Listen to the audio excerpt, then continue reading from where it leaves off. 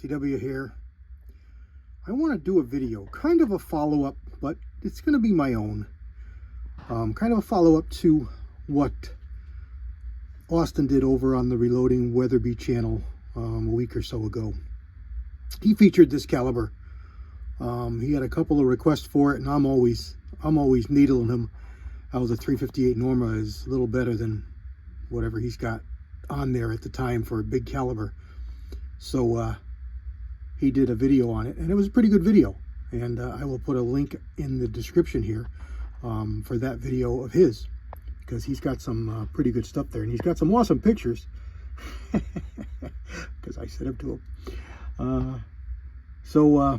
What we've got here is a caliber that was created by Norma in about 58 or 59, around then, just a little bit after, but not having anything to do with the 338. It just was a kind of a happenstance. You know, totally different countries, other side of the ocean, so to speak.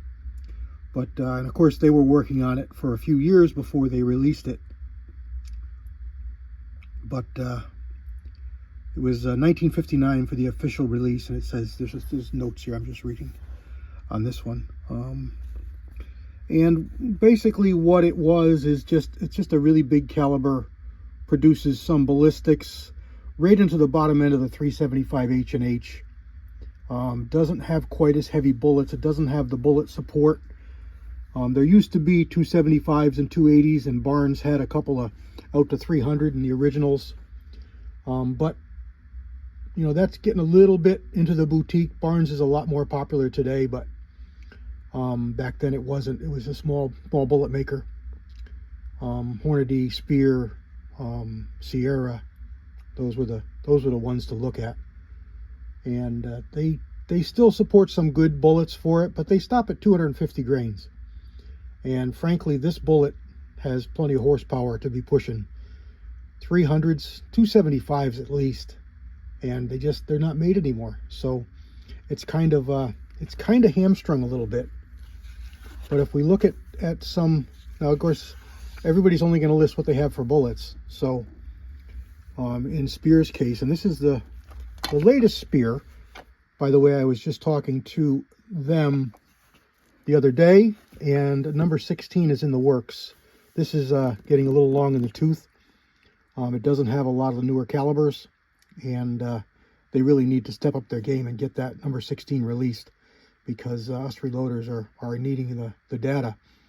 If you like the Spear stuff, they're associated with our CBS, and most of us, you know, are using our CBS stuff.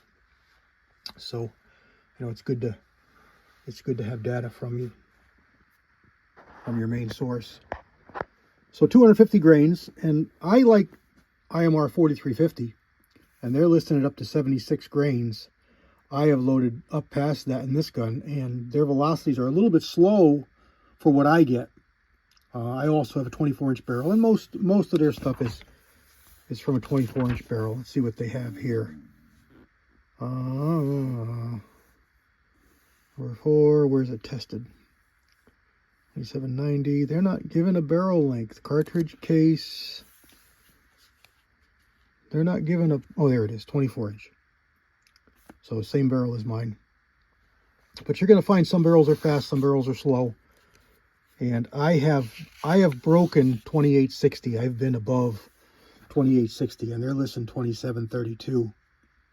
Now it's got a little less powder. I was up a little bit heavier than that, but I like to shoot about 75 in that range.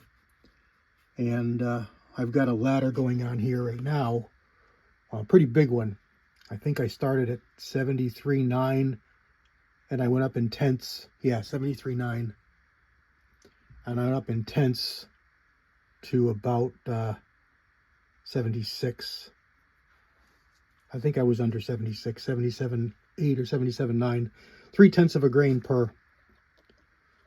But I'm loading the 250 grain Hornady, and I'm loading it longer than they recommend, because my magazine will take over 334 length.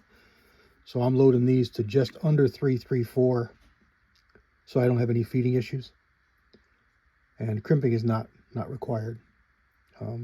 Maybe it would be a good idea for really durable, you know, you need extra durability out of your ammunition or whatever. It might be a good idea, but for me, this is going to be fine. So I've got ladders here, 5 cartridges of each, going from 73.9 all the way up, whatever that puts me, 3/10 at a clip. And I'll bring you over here. We're loading this on the mech, which is becoming my favorite press. Really, really quick. Again, 4350 powder. And there's Ellie. And here is my 358 Norma mag. This is a Winchester Model 70 push feed rifle, and it was rebored. It used to be a 7 mag, and it was rebored to 358. Let's see if I can get this spun around without touching. Yeah, there we go. And we'll see if I can zoom in over here. It's been re-stamped 358 Norma, and it was Cerakoted green, and the stock was a awful manila color. Kind of like oak tag, construction paper folders, you know, oak tag, you know, the folders, the file folders, that yellow. And I just didn't care for it. So one of the first things that I did for it was I put a Kickies recoil pad on it. I can't really read it, but it's a Kickies recoil pad, which is one of my favorites for heavy kicking recoiling calibers. It's nice and soft. And then I stripped down and I painted the stock. I think it's a Bell & Carlson. It's not a factory stock. I'm pretty sure it's a Bell & Carlson stock. And it's a steel gray kind of color, but it had good texture and tooth to it. So I liked it, but it's a little bit shiny. It's a little bit steely shiny, but it's not bad. It really made the green pop. You didn't hardly notice the fact that the rifle was green, but it is. And it's drilled and tapped for sights, but they're not on it. And again, it was rebored from 7 mag. What I've got on it for glass is a Bushnell Extreme Trophy 2.5 to 10 30mm scope with a DOA reticle. See if there's a picture of the reticle on there. I think there is. It's not really fancy, but it works really good for me. Let me see if I can. There you go. So it gives you a little bit of wind leads, tiny bit of a Christmas tree, but they've got software, and if you know your ballistics, you can run it off. The nice thing, or one nice thing about the 358 Norma is its ballistics are very similar to the 3006. And if you watch North 61, his channel there, Greg, he used to do a lot of stuff with the 358 Norma mag. He likes it a lot, and he shoots it out to 400 or 500 yards, and likes it a lot. Gets really good results with it. He likes it for some of the game he has up there in the Yukon, and you know, it's well suited for some of the big bison and bears and things like that, moose and such. This is a fairly light barrel. I think this barrel is 690 at the muzzle. I know it's a little lighter than my Whelen barrel, because the Whelen, when I built the Whelen way back, I listened to somebody and I put a compensator on it. It's got a KDF compensator on it, and it really doesn't need it. It doesn't kick that bad, but I would consider having it put on this barrel. But I need to talk to him, because that barrel is like 725 at the muzzle, and I'm not willing to take 2 inches off to bring it back to 725 to get a shoulder on those threads. Because it's a comp, I don't know it requires a shoulder, but I need to talk to somebody who knows better. It doesn't need it. This isn't that bad of a recoiling gun, but when you get up there with them big loads, it can rock you pretty good. I've got my favorite dual dovetail Leopold bases, and 30mm. I think they might be lows, but at least mediums. And it's a real nice setup. It feels real nice. Just feels good in the hand. It's not overly heavy. It's a rifle you can carry. It's probably just shy of 9 pounds, right at 9 pounds. So let's, all right, let me get back over here to my reloading. I've got a couple more calibers, a couple more bullets to load up.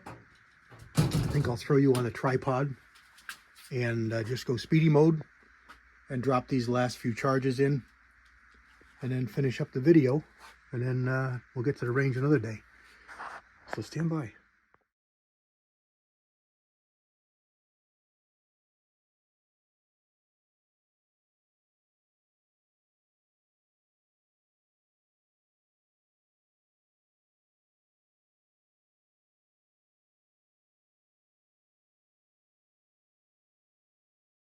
And there's the last one.